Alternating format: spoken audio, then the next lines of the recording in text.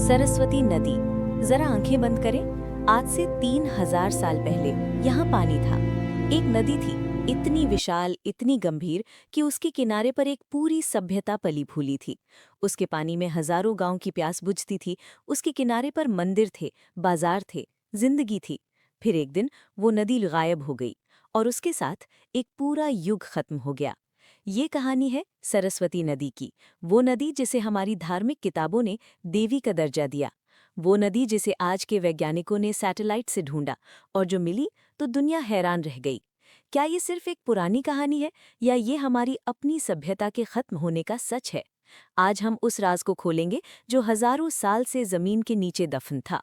पहला सवाल, अगर सरस्वती नदी सच में थी तो वो आखिर गई कहाँ? दूसरा सवाल, क्या इसरो के सैटेलाइट्स ने वो चीज ढूंढ ली जो हजारों साल से छुपी थी? तीसरा सवाल, क्या सिंधु घाटी सभ्यता का विनाश सिर्फ एक नदी के सूख जाने की वजह से हुआ? और सबसे बड़ा सवाल, क्या ये सच आज तक क्यों छुपाया गया? ये सवाल आपको आज के इस वीडियो में मिलेंगे, लेकिन पहले एक काम करें। अगर आपको ऐसे छुपे हुए राज पसंद हैं जो इतिहास, विज्ञान और रहस्य को एक साथ उठाते हैं, तो अभी इस चैनल को सब्सक्राइब करें, बेल आइकन दबाएं, क्योंकि आगे जो आएगा वो आप मिस नहीं कर सकते। वो नदी जिसे देवों ने गाया। ऋग्वेद, दुनिया का सबसे पुराना ग्रंथ, उसमें एक नदी का जिक्र आता है, बार बार बार बार। अम्बे तमे, नदी तमे, देवी तमे, सरस्वती। ये शब्द ऋग्वेद में लिखे हैं। अर्थ है सबसे अच्छी माँ, सबसे अच्छी नदी, सबसे अच्छी देवी। ये सरस्वती के लिए कहा गया। ऋग्वेद में सरस्वती नदी का जिक्र सिर्फ एक बार नहीं, पूरे 72 श्लोक में हुआ है। उसे एक ऐसी नदी बताया गया है जो पहाड़ों से शुरू होकर सीधी समुंदर में गिरती थी। विशाल, तेज, जीवन देने वाली, इतनी बड़ी कि गंगा और यमुना उसके सामने छोटी लगती थीं। लेकिन फिर महाभारत काल आता है और उसी ग्रंथ में लिखा है, सरस्वती सूख गई। विनाशनम, ये नाम दिया गया उस जगह को जहां सरस्वती जमीन के अंदर घुस गई। और यहां से शुरू होता है दुनिया का सबसे बड़ा भूगोल का राज, एक नदी जो थी फिर नहीं रही। जब सैटेलाइट ने जमीन का राज खोला। साल था 1970। एक अमेरिकी सैटेलाइट ने राजस्थान के ऊपर से गुजरते हुए कुछ अजीब तस्वीरें भेजीं। जमीन पर एक गहरी, सीधी, लंबी रेखा नजर आई, बिल्कुल एक पुरानी नदी की तरह। वैज्ञानिक हैरान हो गए।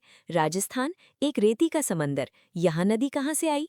फिर इसरो ने काम शुरू किया। भारत के अपने वैज्ञानिकों ने सैटेलाइट डेटा को गहराई से विश्लेषण किया और जो मिला वो ऐसा था जैसे जमीन खुद अपना राज उगल रही हो। राजस्थान के नीचे एक विशाल भूमिगत चैनल, एक सूखी नदी का ढांचा, पूरा का पूरा। ये चैनल करीब 1600 किलोमीटर लंबा था, हिमालय से शुरू होकर रन ऑफ कच्छ तक जाता था। वही रास्ता जो ऋग्वेद ने हजारों साल पहले बताया था, बिल्कुल वही, एक भी इंच का फर्क नहीं। ये कोई इत्तेफाक नहीं था, ये सच था। सरस्वती नदी सच में थी। जब जमीन हिल गई और एक नदी मर गई। अब सवाल ये था, ये इतनी विशाल नदी आखिर गई कहाँ? कोई नदी यूं ही नहीं सूख जाती। वैज्ञानिकों ने 3 सिद्धांत रखे। पहला, टेक्टोनिक मूवमेंट, धरती की प्लेटें खिसक गईं, हिमालय की पहाड़ियों में भारी भूकंप आया और सरस्वती को पानी देने वाली नदियां रास्ता बदल गईं। यमुना, जो कभी सरस्वती में मिलती थी, वो गंगा की तरफ मुड़ गई। ये एक बड़ी चोट थी। दूसरा सिद्धांत, मॉनसून का बदलना।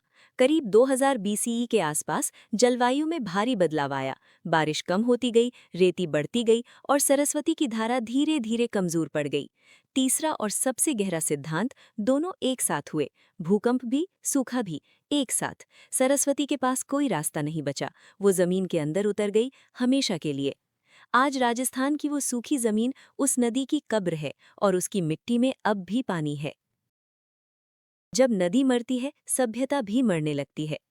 अब आते हैं सबसे दर्दनाक हिस्से पर। सरस्वती के किनारे कौन रहता था? वो थी सिंधु घाटी सभ्यता, दुनिया की सबसे पुरानी और सबसे बड़ी शहरी सभ्यता।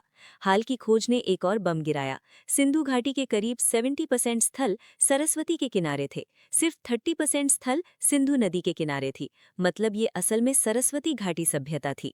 मोहनजोदाड़ो, हड़प्पा, धोलावीरा, राखीगढ़ी, ये सब उस नदी के पास थे जहां आज रेती है। जब सरस्वती सूखी तो इन शहरों का पानी बंद हो गया, खेती खत्म, व्यापार खत्म, लोग भागने लगे। एक बार में नहीं, धीरे धीरे, पीढ़ी दर पीढ़ी, एक पीढ़ी के बाद दूसरी। कुछ लोग गंगा के किनारे गए, कुछ दक्षिण की तरफ भागे, कुछ वहां मर गए जहां थे।